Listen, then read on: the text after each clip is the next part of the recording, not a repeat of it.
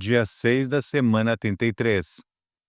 Jeremias 38. Certa vez, Cefatias, filho de Matã, e Gedalias, filho de Passur, e Jucal, filho de Selemias, e Pazur, filho de Malquias, ouviram o que eu estava dizendo ao povo. Eu dizia que o Senhor Deus tinha dito o seguinte: quem ficar na cidade morrerá em combate ou de fome ou de doença. Mas aquele que sair e se entregar aos babilônios não será morto, pelo menos escapará com vida e continuará a viver. Eu estava dizendo que o Senhor também tinha dito isto: certamente entregarei esta cidade ao exército do rei da Babilônia, e ele a conquistará. Então as autoridades disseram ao rei: este homem tem de morrer. Falando desse jeito, ele está tirando a coragem dos soldados que estão na cidade, desanimando todo o povo. Este homem não está procurando ajudar, o que ele quer é a desgraça de todos. O rei Zedequias disse: muito bem, façam o que quiserem com Jeremias. Eu não posso segurar vocês. Então eles me pegaram e me puseram dentro do poço que havia no pátio da guarda e que era do príncipe Malquias. Eles me desceram com cordas. Não havia água no poço, só lama, e eu me atolei na lama. Ebed-Meleque, um eunuco nascido na Etiópia, que trabalhava no palácio real, ficou sabendo que me haviam jogado no poço. Então saiu do palácio e foi falar com o rei, que naquela hora estava julgando causas no portão de Benjamim. Ebed-Meleque disse o seguinte: ó rei, meu senhor, o que aqueles homens fizeram está errado. Jogaram Jeremias no poço, e ele na certa vai morrer de fome, pois não há mais comida na cidade. Aí o rei deu ordem para Ebed-Meleque levar 30 homens dali e me tirar do poço antes que eu morresse. Então Ebed-Meleque levou os homens ao depósito do palácio, pegou alguns trapos e roupas usadas e os desceu por meio de cordas para dentro do poço onde eu estava. E disse: Jeremias, ponha esses trapos debaixo dos braços para que as cordas não machuquem você. Eu fiz o que ele mandou. Então me puxaram com as cordas e me tiraram do poço. Depois disso, fiquei no pátio da guarda. O rei Zedequias mandou que me levassem até a terceira entrada do templo, onde ele estava. Então disse: Jeremias, vou lhe fazer uma pergunta e não quero que você esconda nada de mim. Eu respondi: se eu disser a verdade, o Senhor me matará. E se eu lhe der conselhos, o Senhor não ouvirá. Aí o rei Zedequias me prometeu em segredo o seguinte: pelo Senhor Deus, que está vivo e que nos deu a vida, juro que não matarei você, nem o entregarei aos homens que querem matá-lo. Então eu disse a Zedequias que o Senhor Todo-Poderoso, o Deus de Israel, tinha dito o seguinte: Rei Zedequias, se você se entregar aos oficiais do rei da Babilônia, você não será morto, e esta cidade não será queimada. Tanto você como a sua família ficarão vivos. Porém, se você não se entregar, então esta cidade será entregue aos babilônios e eles a queimarão, e você não escapará deles. O rei Zedequias respondeu: mas eu tenho medo dos judeus que passaram para o lado dos babilônios. Pode acontecer que os babilônios me entreguem a esses judeus e eles me torturem. Aí eu disse ao rei: o Senhor não será entregue a esses judeus. Por favor, obedeça a mensagem do Senhor Deus como lhe falei. Então tudo lhe correrá bem, e o Senhor não será morto. Mas Deus me mostrou o que acontecerá se o Senhor não quiser se entregar. Todas as mulheres que ficarem no palácio real de Judá serão levadas para os oficiais do rei da Babilônia. E elas irão dizendo assim: O rei foi enganado e dominado pelos seus melhores amigos, e agora que ele afundou os pés na lama, os seus amigos o abandonaram.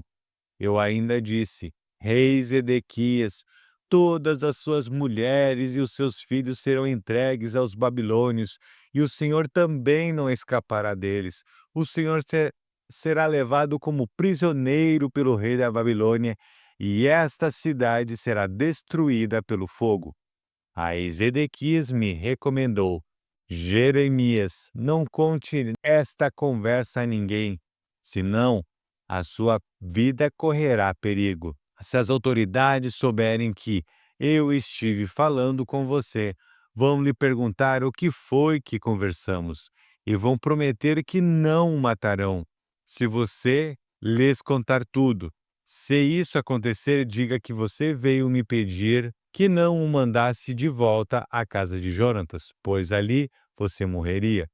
Então todos os oficiais vieram e me fizeram perguntas, e eu respondi como o rei havia ordenado. Eles me deixaram em paz, porque não tinham ouvido nada da conversa. E eu fiquei ali no pátio da guarda até o dia em que Jerusalém foi tomada. Jeremias 39. No 10º mês do ano nono do reinado de Zedequias em Judá, o rei Nabucodonosor da Babilônia veio com todo o seu exército e atacou a cidade de Jerusalém. No ano 11º do reinado de Zedequias, no dia 9 do 4º mês, eles conseguiram abrir uma brecha na muralha da cidade. Quando Jerusalém foi tomada, todos os altos funcionários do rei da Babilônia vieram e sentaram nos seus lugares, no portão do meio. Entre eles estavam Nergal-Sarezer, Sangar-Nebo, Sarzequim e outro Nergal-Sarezer. Quando o rei Zedequias e todos os seus soldados viram o que havia acontecido, tentaram fugir da cidade durante a noite. Eles saíram pelo caminho do jardim do rei, foram pelo portão que ligava as duas muralhas e fugiram na direção do Vale do Jordão. Mas o exército dos babilônios os perseguiu e prendeu Zedequias na planície de Jericó. Eles o levaram como prisioneiro ao rei Nabucodonosor, que estava na cidade de Ribla, na região de Amate. Ali, Nabucodonosor o condenou. Em Ribla, o rei da Babilônia mandou matar os filhos de Zedequias na presença do pai. Também mandou matar as autoridades de Judá. Depois, mandou furar os olhos de Zedequias e prendeu com correntes de bronze a fim de levá-lo para a Babilônia. Enquanto isso, os babilônios incendiaram o palácio real e as casas do povo e derrubaram as muralhas de Jerusalém. E Nebuzaratã, o comandante-geral do exército babilônio, levou como prisioneiros para a Babilônia os que haviam sido deixados na cidade e os que haviam fugido para o lado dele. Mas deixou ficar na terra de Judá algumas pessoas mais pobres, que não tinham propriedades, e lhes deu plantações de uvas e terras. E Nabucodonosor, rei da Babilônia, deu a Nebuzaradã a seguinte ordem a meu respeito: vá buscar Jeremias e cuide bem dele. Não o trate mal, mas faça por ele o que ele quiser. Assim, Nebuzaradã, junto com Nebuzasbã, alto oficial, e Nergal-Sarezer, que também era alto oficial, e todas as outras autoridades do rei da Babilônia, mandaram-me tirar do palácio da guarda. Fui entregue a Gedalias, filho de Aicã e neto de Safã, e ele me levou para casa. Assim eu fiquei em Jerusalém, no meio do povo. Enquanto eu ainda estava preso no pátio da guarda, o Senhor Deus falou comigo. Ele me mandou que dissesse a Ebed-Meleque da Etiópia que o Senhor Todo-Poderoso, Deus de Israel, tinha dito o seguinte: conforme prometi, não trarei progresso e sim destruição a esta cidade de Jerusalém. E quando isso acontecer, você estará aqui para ver. Mas eu, o Senhor, o protegerei, e você não será entregue nas mãos daqueles de quem está com medo. Eu o salvarei, você não morrerá, você continuará vivo porque confiou em mim. Eu, o Senhor, falei. Jeremias 40. O Senhor Deus falou comigo outra vez depois que o comandante-geral Nebuzaradã me havia posto em liberdade na cidade de Ramá. Eu tinha sido acorrentado junto com todo o povo de Jerusalém e de Judá, que estava sendo levado como prisioneiro para a Babilônia. O comandante-geral me chamou de lado e disse: O Senhor, seu Deus, ameaçou destruir esta terra e agora fez o que tinha dito. Tudo isso aconteceu porque o seu povo pecou contra o Senhor e não lhe obedeceu. Agora estou tirando as correntes dos seus pulsos e pondo você em liberdade. Se quiser vir comigo para a Babilônia, venha, e eu cuidarei bem de você. Mas, se não quiser, não venha. Você pode ficar em qualquer lugar neste país. Vá para onde quiser e achar melhor. Mas, como eu estava demorando a me decidir, Nebuzaradã me disse: Volte e fique com Gedalias, filho de Aicã e neto de Safã. O rei da Babilônia colocou Gedalias como governador das cidades de Judá. Você pode ficar com ele e viver no meio do povo, ou então ir para onde achar melhor. Nebuzaradã me deu mantimentos e um presente e deixou que eu fosse embora. Então fui e fiquei com Gedalias em Mispa, e ali passei a viver no meio do povo que tinha ficado na terra de Judá. Alguns oficiais de Judá e os seus soldados que estavam no campo não haviam se entregado. Eles ouviram falar que o rei da Babilônia tinha posto Gedalias, filho de Aicã, como governador do país e como responsável por todos aqueles que não haviam sido levados como prisioneiros para a Babilônia. Só os mais pobres ficaram no país. Então Ismael, filho de Netanias, e Joanã, filho de Careá, e Seraías, filho de Tamumete, e os filhos de Efai, da cidade de Netofa, e Jezanias, de Maacá, foram com os seus homens até Mispa, a fim de falar com Gedalias. E Gedalias lhes disse: Eu dou a minha palavra que vocês não precisam ter medo de serem dominados pelos babilônios. Fiquem morando nesta terra, trabalhem para o rei da Babilônia e tudo correrá bem para vocês. Eu mesmo vou ficar em Mispa e, quando os babilônios chegarem, serei o representante de vocês.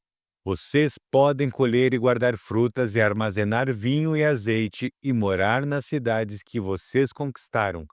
Da mesma forma, todos os judeus que estavam em Moabe, Amon, Edom e em outros países ouviram dizer que o rei da Babilônia tinha deixado que alguns judeus ficassem vivendo em Judá. Souberam também que ele havia posto Gedalias como governador deles. Aí, os judeus saíram de todos os lugares onde estavam espalhados e voltaram para a terra de Judá. Eles foram até Mispa, onde vivia Gedalias, e fizeram muito vinho e colheram muitas frutas. Depois disso, Joanã, filho de Careá, e os chefes dos soldados que não se haviam entregado aos babilônios foram a Mispa, onde Gedalias estava, e lhe disseram: Sabe que Baales, rei de Amon, mandou Ismael, filho de Netanias, matar o Senhor? Mas Gedalias não acreditou. Então Joanã lhe disse o seguinte em particular: Deixe que eu mate Ismael, e ninguém vai ficar sabendo quem matou. Por que deixar que ele mate o Senhor? Se isso acontecer, todos os judeus que se ajuntaram em volta do Senhor se espalharão, e isso será uma desgraça para todo o povo que ficou em Judá. Mas Gedalias respondeu: Não mate Ismael. O que você está dizendo a respeito dele é mentira. Salmo 71. Ó Senhor Deus, tu és a minha segurança, Nunca deixes que eu sofra a vergonha da derrota. Ajuda-me e livra-me, pois tu és justo. Ouve-me e salva-me.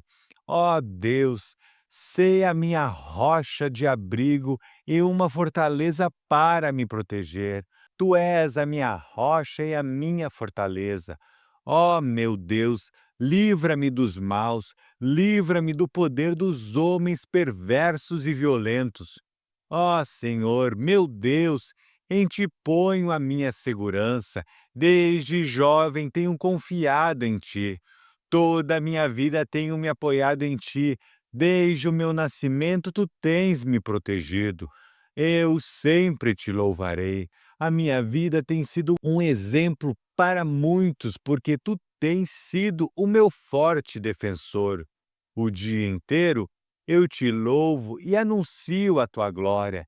Não me rejeites agora que sou velho, não me abandones agora que estou fraco.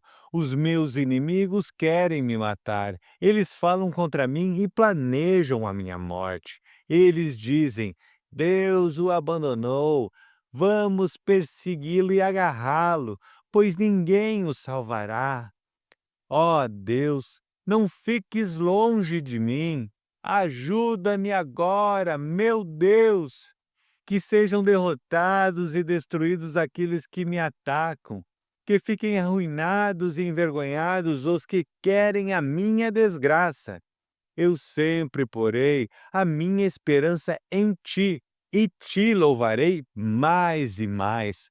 Anunciarei que tu és fiel. O dia inteiro falarei da tua salvação. Embora não seja capaz de entendê-la, falarei do teu poder, ó Senhor, meu Deus. Anunciarei a tua fidelidade somente.